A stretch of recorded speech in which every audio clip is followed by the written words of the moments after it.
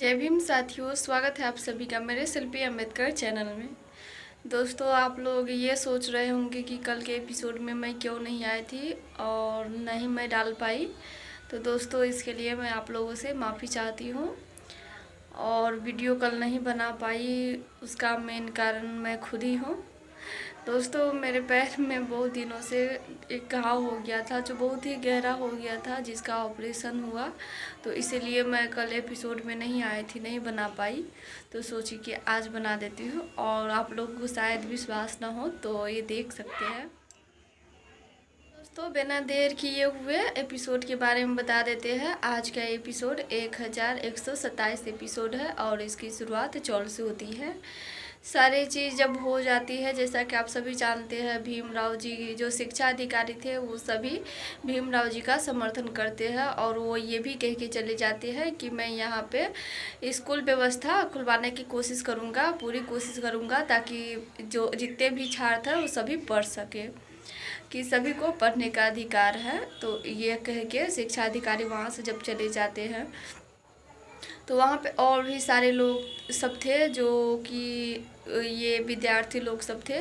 तो उनको लाने उनके परिवार वाले आते हैं तो वो सभी शर्त रखते हैं कि तुम्हें हमारी 3 शर्त माननी होगी, तभी हम लोग तुम्हारे साथ जाएंगे। तो शर्त पहला ये था कि किसी भी जात पात को उनके परिवार वालों को नहीं मानने के लिए, तो ये वाला शर्त वो लोग मान जाते हैं। दूसरा ये था कि वो लोग उनके पढ़ाई में बाधा नहीं बनेंगे, उनको पढ़ाई करने देंगे। और तीसरा ये था कि वो ये चाहते थे कि हमारी अगली पीढ़ी भी भीमराव जी के घर से संपर्क रखे, इसके लिए उनके परिवार वाले उनको ना रोके। तो तीनों शर्त उनके परिवार वाले मानते हैं और फिर उनको अपने साथ लेके जाते हैं। तो सभी चले जाने के बाद रमा को इसलिए होता है कि सभी पर विद्यार्थी वहाँ पे रह रहे थे, परिवार के से रह रहे थे, लेकिन सब चले जाते हैं तो उनको बहुत ज़्यादा दुखी होता है। सभी के चले जाने के बाद रमा को बहुत ही दुखी लग रहा था कि सभी रहते थे तो अच्छा लग रहा था। जिसके बाद आज के एपिसोड में सारी चीज़ होने के बाद भीमराव जी और रमा आपस में दिल खोल के बातें करते हैं और जिसके बाद रमा और भीम ये बात करते हैं कि कल से फिर से एक और लड़ाई शुरू होगी काम ढूंढने का, क्योंकि हम दोनों के पास अभी कोई भी काम नहीं है। तो दोनों अगली सुबह होके अपने लिए काम ढूंढने वाले थे, लेकिन उससे पहले वो सभी सो जाते हैं। लेकिन जब रात होती है तो रात के समय जितने भी विरोधी थे, फुलिया काकी, जोखू काका, मनोहर काका, ये सभी चौल छोड़ के जा रहे थे अपना अपना सामान लेकर के। लेकिन जब वो चौल से निकलते हैं तो फुलिया काकी की वो सारी बातें याद आने लगती है कि कैसे भीमराव हमेशा उनके लिए आगे आके खड़े हुए हैं।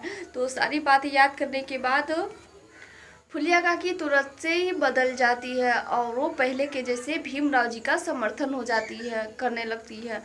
जब वो फुलिया काकी उनके साथ नहीं जा रही थी, जोखू काका के साथ, तो वो पूछते हैं कि फुलिया क्या कर रही हो, चलो आगे चलते हैं, नहीं तो हम लोगों को कोई देख लेगा और हम लोगों को इस चौल में नहीं रहना है, नहीं तो भीमराव के समर्थक हम सभी को मजाक बनाएंगे।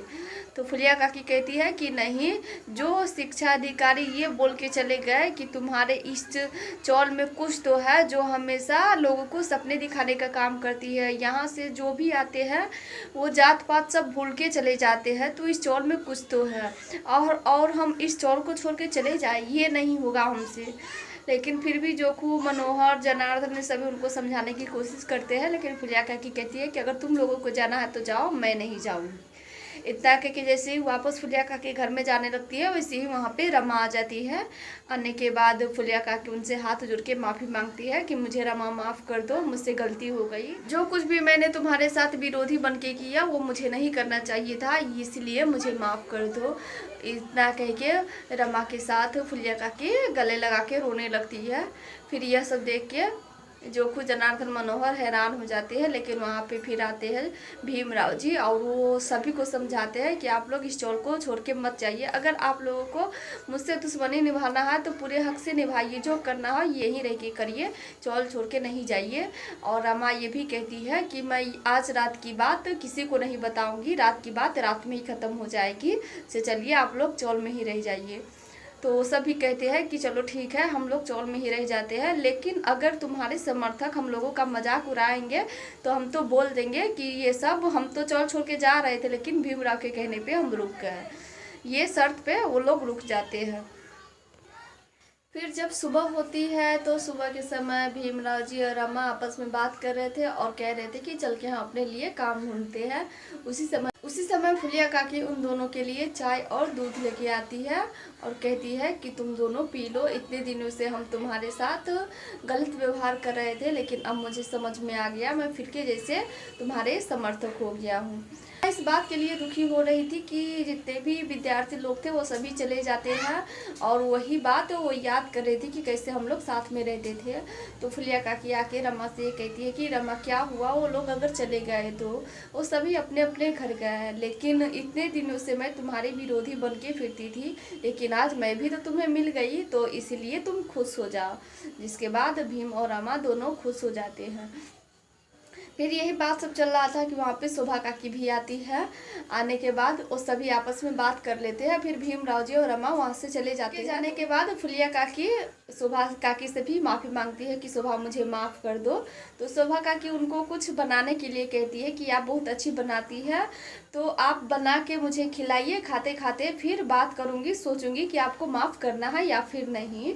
तो जिसके बाद फुलिया काकी एकदम से मुंह बनाई हुई थी कि लग रहा कि शोभा काकी उनको माफ़ नहीं की, लेकिन देखती है कि शोभा काकी हंस रही है तो फुलिया काकी को तसल्ली मिल जाता है कि वो उनको माफ़ कर दी है। फिर दोनों आपस में गले लगा के बहुत खुश भी होते हैं। और वहीं पे नंदू काका बाहर से आते हैं तो जोखू, जनार्दन, मनोहर इन सभी को बताते हैं कि तुम लोग बस भीम की बुराई ही करते रहते हो, लेकिन बाहर जाके देखो सभी मोहल्ले में जितने भी विद्यार्थी हैं सभी के बारे में तारीफ ही हो रही है और ये सुन सुन के दिल खुश हो जाता है। तो यह सुनने के बाद वो तीनों फिर से नंदू काका से लड़ पड़ते हैं कि तुम्हें सुनना है, तुमको सुकून मिल रहा होगा, मुझे नहीं, हम लोगों को तो भीमराव में कुछ अच्छा ही दिखता ही नहीं है, ये बस फालतू की झमेला करते रहता है। वहीं दूसरी तरफ शिशुपाल जी और श्यामला बैठे हुए थे और वो दोनों भी दिल खोल के बात करते हैं। शिशुपाल जी भी श्यामला से कहते हैं कि श्यामला, मैं कुछ दिनों पहले ऐसे था कि मुझसे लोग डरते थे, भले ही मेरे सामने डर के मुझे प्रणाम कर ले या फिर मुझे सम्मान दे दे, लेकिन पीछे से वो मुझे गाली ही देते थे। लेकिन आज मुझे ऐसा लगा कि हाँ, मैंने सच में कुछ ऐसा काम किया है कि मुझे शिक्षा अधिकारी सम्मान देके चले गए। इस बात के लिए वो बहुत खुश हो रहे थे और ये भी कह रहे थे कि श्यामला, तुम्हें पता है जब मैं बहुत खुश होता हूँ तो मैं पीता हूँ। तो श्यामला उनसे कहती है कि अगर आप पीते हैं तो मैं आपको नहीं रोकूंगी, जाके आप पी सकते हैं। तो शिशुपाल जी कहते हैं कि नहीं श्यामला, इतने पढ़ लिख लेने के बाद अगर मैं पीऊँगा तो मेरे विद्यार्थी पे क्या असर पड़ेगा। शिक्षा हासिल करने के बाद लोगों को पीना नहीं चाहिए, तो मैं उस पीने के पैसे को बचाऊंगा और उसके लिए कॉपी पेन खरीदूंगा और फिर से मैं आगे पढ़ाई पूरी करूंगा। ये लोग आपस में बात कर ही रहे थे कि उसी समय मेघनाथ वहाँ पे आते हैं और कहते हैं कि खुश हो लो बेटा, बस आज रात ही खुश होना है, कल से तो तुम मातम ही मनाओगे। कल तुम देखना मैं किसी को मार दूंगा या फिर मर जाऊंगा, ये मैं तुम्हारी कसम खा के कहता हूँ। शिशुपाल जी उनको समझाते हुए कि बाबा आप ऐसा मत कीजिए, मरने या मारने से किसी का भला नहीं होता, अगर आप मार देंगे तो भी आप जेल में ही जाएंगे, अगर मर जाएंगे तो इस दोनों में नुकसान तो मेरा ही है, जाएगा तो मेरा बाबा ही, और पहले से ही मेरा एक छोटा भाई जेल में है और उसके बाद आप भी चले जाएंगे तो ये मुझे अच्छा नहीं लगेगा। तो मेघनाथ जी उनसे कहते हैं कि बेटा, मेरे बिस्तर के पास एक डब्बा में पैसा बहुत सारा रखा हुआ है, तुम पैसे को ले लेना और एक बाबा को दे देना, तुम बाबा को जानते हो, बाबा को दे देना और उनसे पूजा करवाना और उनसे ये कहना कि अगले किसी भी जन्म में तुम्हारे जैसा बेटा मुझे ना हो। यह सुनने के बाद शिशुपाल जी बहुत रोने लगते हैं, लेकिन मेघनाथ इतना कह के वहाँ से चले जाते हैं। दोस्तों अब देखना ये है कि अब इसके आगे क्या होता है, ये मैं अगले एपिसोड में बताऊंगी, क्योंकि आज का एपिसोड यहीं पे समाप्त हो जाती है। फिर मिलेंगे दोस्तों अगले एपिसोड के साथ, तब तक के लिए जय भीम।